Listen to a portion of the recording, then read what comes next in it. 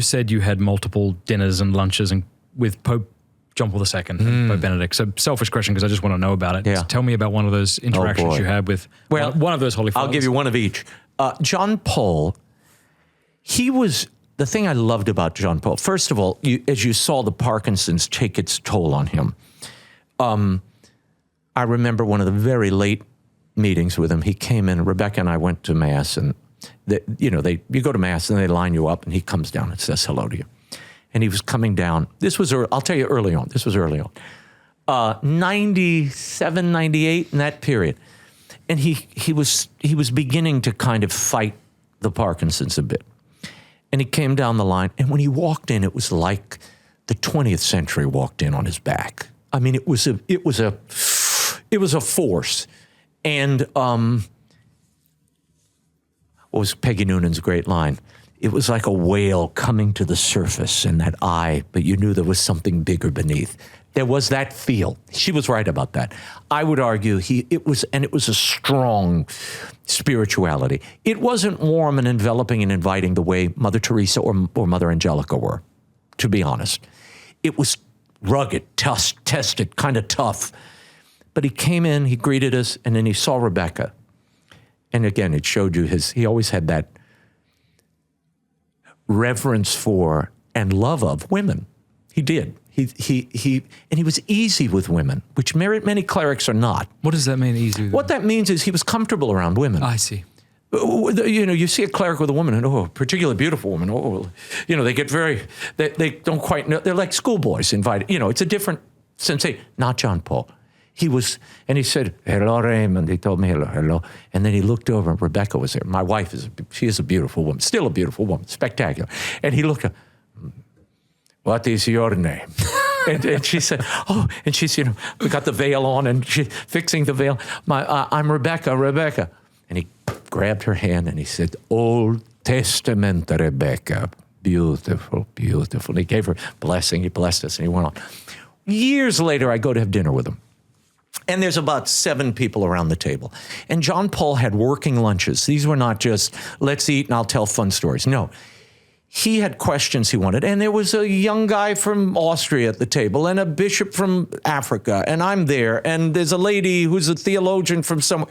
He would gather people around the table and use it to get a sense of where people were, where the world was, how they were receiving things. So he used it. He would throw questions out and then kind of engage and probe to figure out how different places in the world, what the state was and how they were receiving certain teachings. But when we sat down at that next dinner, years later, he said, you go around and introduce yourself. And he came, I said, I'm Raymond Arroyo, United States. And how is Old Testament Rebecca? I'm like, oh my gosh.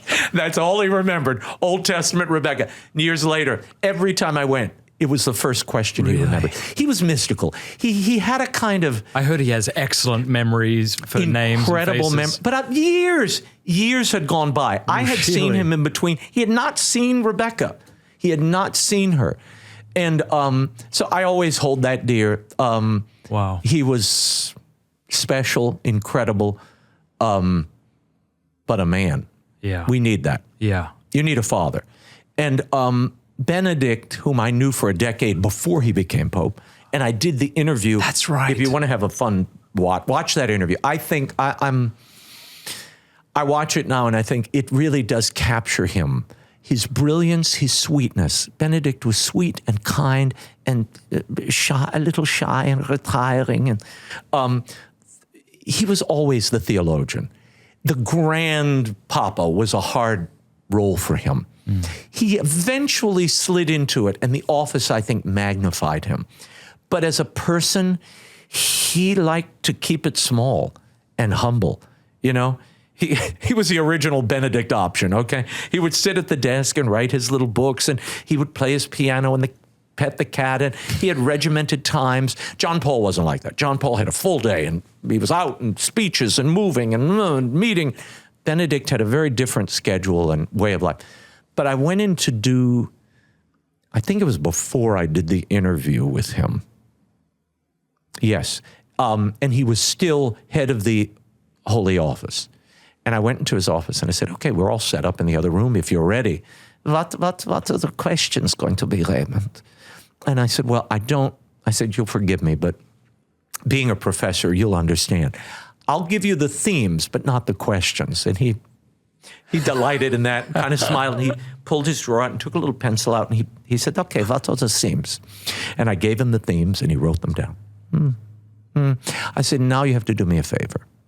And he said, what? What do you want? I said, well, you have to promise me you'll do it. He said, I cannot promise what I do not know. I said, you'll want to do this favor for me. He said, well, what is it? I said, could you do 2 or 3 of the questions in English? Your English is so good. The precision, Raymond. I don't know, the recall with the precision of, if you're teaching about doctrine and you're talking about the biblical truth, you don't want to improvise around the edges. I'm much more comfortable, even at either Italian or we do the German. I said, Holy Father. Well, he wasn't Holy Father yet. I said, Cardinal, you'll reach 10 times the people if you speak in English.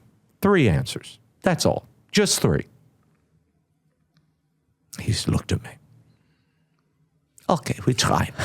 So we went in and did it. He ended up doing the whole interview in English, except for one patch where he was quoting the gospel and he knew it in Italian. So he said it in Italian, then went back to English. So I love that interview. I loved him. Was this the interview in which he said that the future church will be small but faithful? Yes. Yeah.